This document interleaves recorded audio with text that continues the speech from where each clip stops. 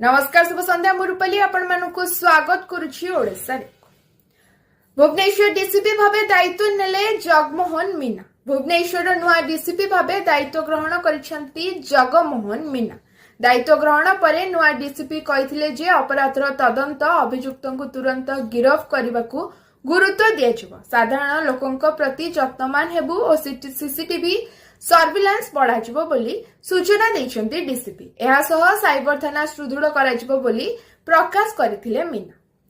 विजय बाबूंक श्रद्धांजलि जणाइले मुख्यमंत्री मोहन चरण मांझी। आज प्रबाद पुरुष विजू पट्टनायक 109तम जयंती। विधानसभा परिसर रे थिबा विजू पट्टनायक प्रतिमूर्ति रे पुष्पमाल्य अर्पण कले मुख्यमंत्री। ए अवसर रे मुख्यमंत्री कहिथिले जे विजू बाबू ओडिशा को पुनर्गठन करथिले, शिल्प नीति प्रणयन करी ओडिशार विकास करथिले।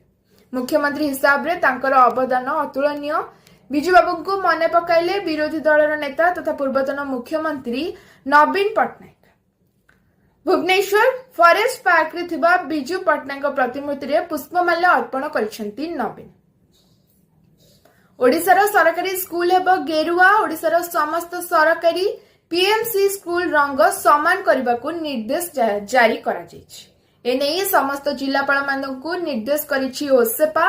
स्कूल निर्माण और मरामती बेले रंग समान करबाकू निर्देश दिया जायछि। ऑरेंज स्टैंड एंड गेरुआ करबाकू जारी होइछि निर्देश।